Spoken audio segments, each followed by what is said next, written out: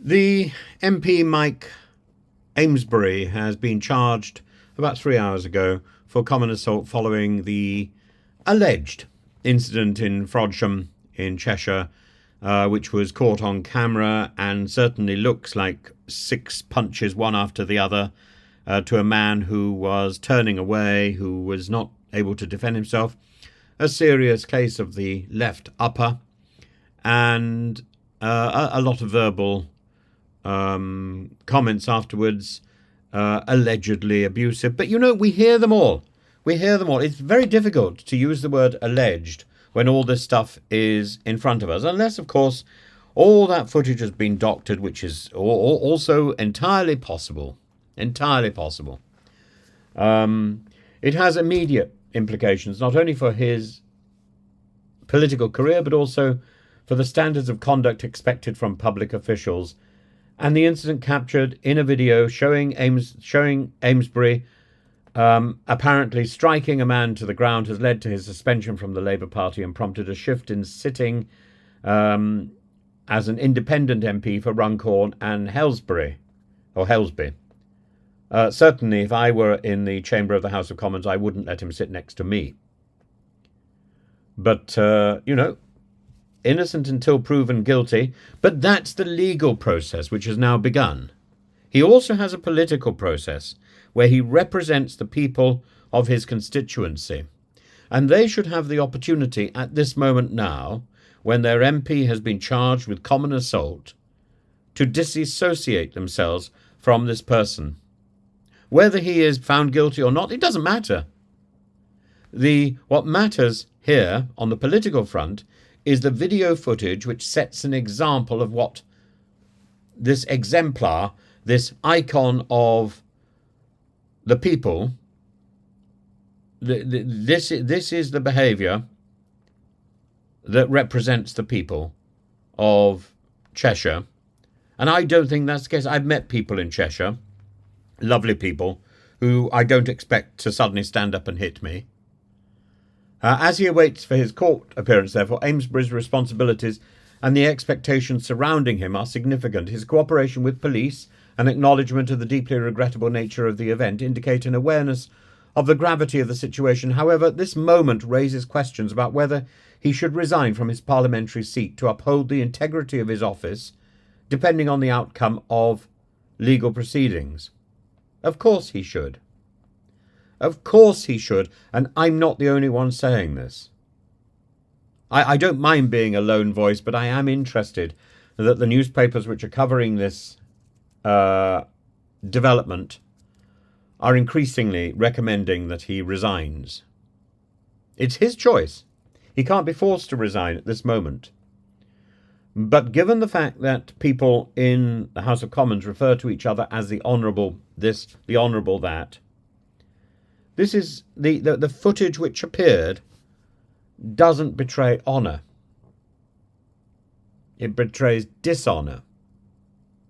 And the suspension of the Labour whip, approved by Keir Starmer, highlights Labour's attempt to distance itself from the alleged misconduct, but also highlights Labour's judgment that this is not the behaviour of someone they want on their side.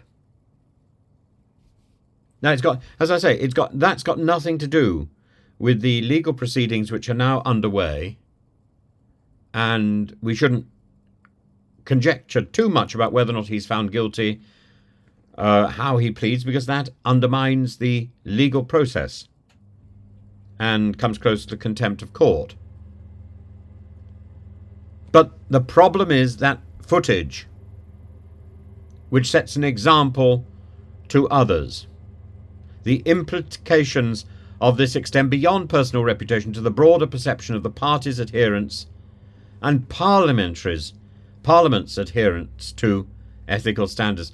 The House of Commons appointment of a risk assessment panel reflects the seriousness with which Parliament treats allegations involving violence by its members, but it's a sticking plaster.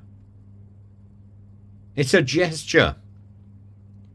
Understanding Order 164, potential sanctions may follow if charges result in convictions, upholding the principle that MPs must embody exemplary behaviour, but we have already seen that behaviour is not to hand. I hasten to I try to avoid references about hands, because what we saw was a lot of handiwork. Resignation is a step often debated when an MP faces criminal charges, as it serves to maintain trust in parliamentary institutions.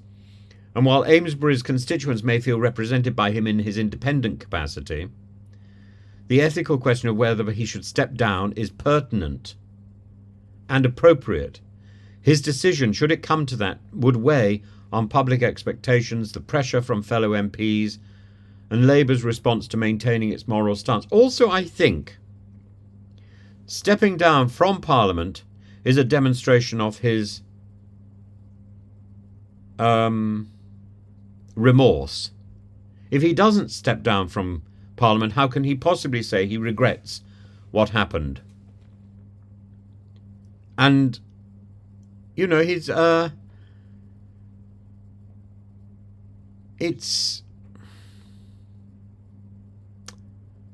important issue. He's talked about it being deeply regrettable. If it was deeply regrettable, he would resign. It's not deeply regrettable enough for him to resign. So in other words, he doesn't deeply regret it. He might modestly regret it. He might casually regret it. He might think he can get away with it. He might just try and grab as much money as he can while he's free. But he doesn't deeply regret it, does he? Because if he deeply regretted the images which were posted on the internet, then he would resign. Now, those images may be wrong. Those images may tell a different story. But he's offered no clarification.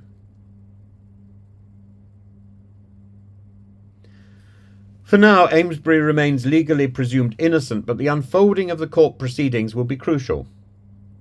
And whether he's legally presumed innocent, it's the story which is told in those photographs, in that video footage. That story is not the story of an honourable member.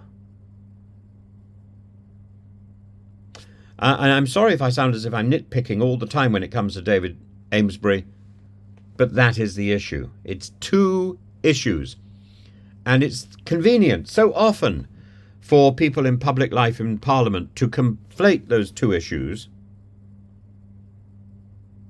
But in this case, those two issues are demonstrably separate.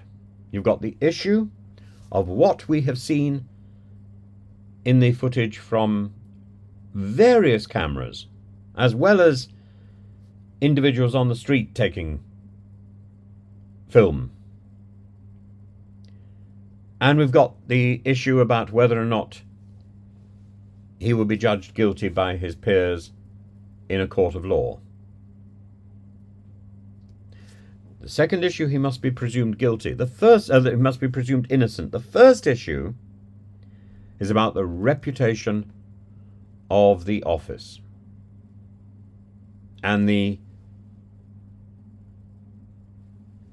inspiration that his apparent actions have provided. And without their being contextualized by him, they remain an inspiration for something heinous, and that must not be accepted. The outcome of the legal case will determine if further action, potentially including formal resignation, becomes necessary to preserve the credibility of his role and the party's commitment to high standards of conduct and Parliament's dignity. But it shouldn't come to that. The legal issue should be separate from the integrity of Parliament.